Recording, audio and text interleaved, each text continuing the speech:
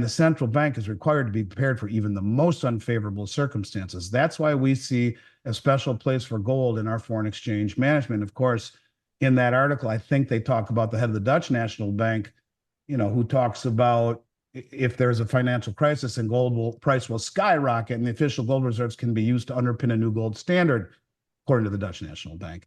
So when you talk about the central bankers, they know the playbook, and that's the truth.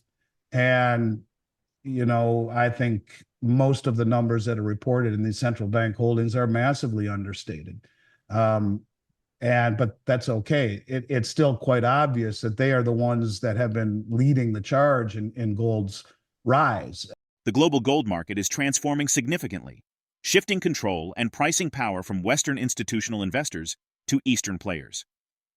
Andy Schectman, a prominent figure in the precious metals industry and president of Miles Franklin Precious Metals, offers valuable insights into this evolving dynamic.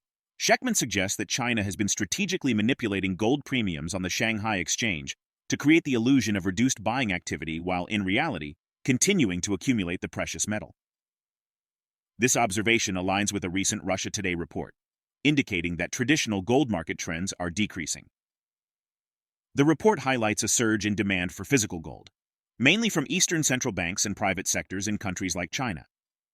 This growing appetite for tangible gold assets is beginning to outpace the speculative paper gold market that has long dominated in the West. The increasing preference for physical gold over paper claims and derivatives signifies a return to gold's historic role as a critical financial asset. This shift is further emphasized by the BRICS countries' gradual move away from the dollar in international trade, suggesting gold's re-emergence as a neutral reserve asset for settling trade imbalances. Schectman also points to statements from Adam Glapiński, head of the Polish National Bank, who emphasized the importance of gold as a safeguard against potential global financial system failures. Schectman believes that official reports of central bank gold holdings are likely understated. As the center of gravity in the gold market shifts eastward, the influence of Western institutional investors over gold prices is waning. Please tune in for our exploration of Andy Schectman's expert analysis. Don't miss out on future content. Hit the subscribe button and turn on notifications to stay in the loop. We appreciate your support. Talking about Turkey and India and Poland being at the top of the food chain in terms of purchasing.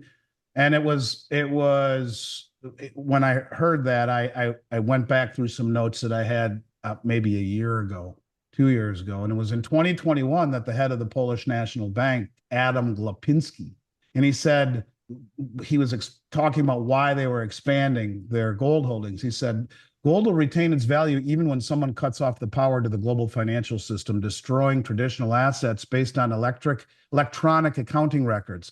Of course, we do not assume that this will happen, but as the saying goes, forewarned is always insured. And the central bank is required to be prepared for even the most unfavorable circumstances. That's why we see a special place for gold in our foreign exchange management. Of course, in that article, I think they talk about the head of the Dutch National Bank, who talks about if there's a financial crisis and price will skyrocket, and the official gold reserves can be used to underpin a new gold standard, according to the Dutch National Bank. So when you talk about the central bankers, they know the playbook, and that's the truth. And, I think most of the numbers that are reported in these central bank holdings are massively understated. But that's okay. It's still quite obvious that they are the ones that have been leading the charge in gold's rise. I don't know how much investor demand really factors into it in North America. I really don't, because quite frankly, I've never in 34 years seen a period of time where anything more than 1% is invested in metals. And as Rick says, it's 0.5% or less. So what happens if it's 5% or 10%? Or an allocation on average of 10%. Is that really that outlandish when all hell is breaking loose? Well, that's a 20-fold increase then, if Rick is right. So what does that do to the supply demand numbers? What does that do to the availability? This has been an industry where getting product for many, many times in my career has been very challenging in a period of time where, no one's buying it, really. So yeah, I think it's interesting. This is misdirection. The smart people misdirect everyone else with rhetoric, with price, and with what's happening in other markets. And at the same time, that leaves them unfettered access to accumulate without being crowded out of the trade, without being outed, if you will, for what they're intending to do. So yeah, those numbers, I bet they're much higher than what they say. It's like you and Vince talking about the silver concentrate in Dore that has been purchased in Latin America. All of that has been done so as to not trade off of an exchange to not move the price. How much is that is done around the world in gold and silver? I don't know. But I would simply say that when you have the head of the IMF come out and say that China is well understating the amount of gold that they're buying. When you have, the import export data, when all the banks are going through, I think in the UK they have to use the banks or whatnot to go through the export data to the refineries, or to the end user. It shows that China did not stop buying for 2 months in a row, as we knew that they didn't. And it's interesting, they turned down the premium on the Shanghai exchange for gold, not on silver, but make the West price slightly higher than Shanghai to make people think, yeah, they stopped buying gold. Yeah, that's real. But they didn't. And look at the effect that it had. But here we are, right back up again. So yeah, I think this is a trend that will continue until something breaks and then it accelerates. If this is really true, where they are trying to misdirect, they are trying to accumulate, it wouldn't do them any good to be forthright about their accumulation. It wouldn't do them any good to be very honest about it. Andy Schectman has drawn attention to a recent Forbes article that suggests this shift, noting the significance of such a perspective coming from a mainstream Western publication. The Forbes piece, departing from the typically cautious stance on gold, highlights several developments that point towards a potential resurgence of gold in monetary policy. One such development is India's recent foray into gold-based government bonds. Monetary expert Nathan Lewis, co-author of Inflation: What It Is, Why It's Bad, and How to Fix It, provides a compelling argument for the attractiveness of such instruments.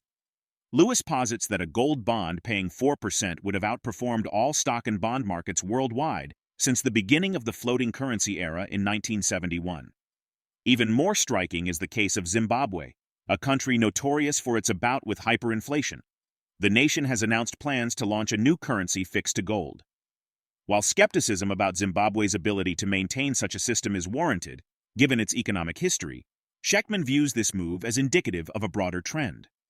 According to Schectman, these developments signal a potentially gradual but significant shift in thinking about monetary policy.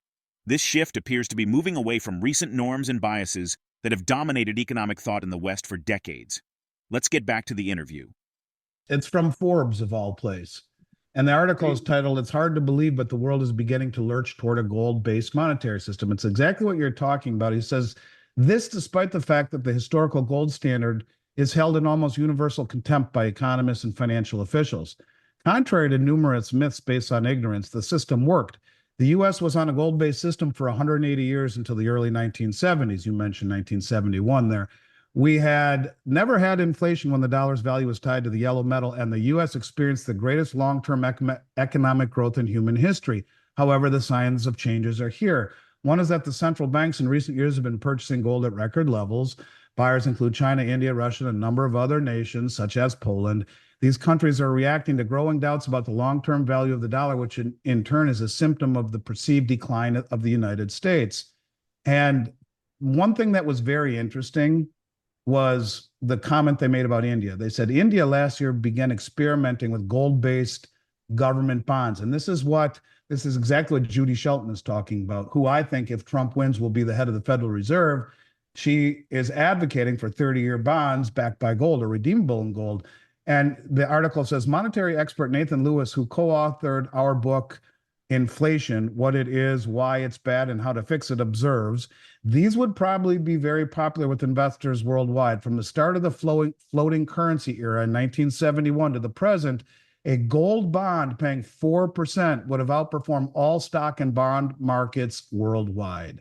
And so when you talk about, what you just said is exactly what Forbes is saying, and to find it in a Western-based publication is one of the first times in years that I've seen anything that is pro-gold in a Western publication that doesn't have a yeah, but. There is no yeah, but here. In fact, they end it with Zimbabwe, which must hold the record for hyperinflation, recently announced the launch of a new currency fixed to gold. Deep skepticism is warranted that this government has the discipline to make such an argument work, but the move is a sign of things to come. So maybe people are waking up. Maybe the elite are waking up. And when you hear Senator Loomis from Wyoming talk about funding this Bitcoin strategic fund by revaluing the Fed's gold. I mean, you're hearing the word gold and revaluing and more than I ever have in my career from Western entities. And maybe the public wakes up, but this is why so few people succeed in investing, Chris. And as an options trader, you have to understand that. And they follow the herd. It's the herd is yet to catch on. There are a few stragglers who are waking up and haven't woken up the herd yet. But when that happens, things can get very crazy. But to see this in a Western publication like Forbes, I found it to be enlightening and actually somewhat, for me, I was somewhat optimistic that maybe indeed there is a gradual shift to a different way of thinking instead of recency and normalcy bias. As the world continues to navigate economic uncertainties, anchoring currencies to gold, long dismissed in many financial circles, appears to be gaining renewed attention.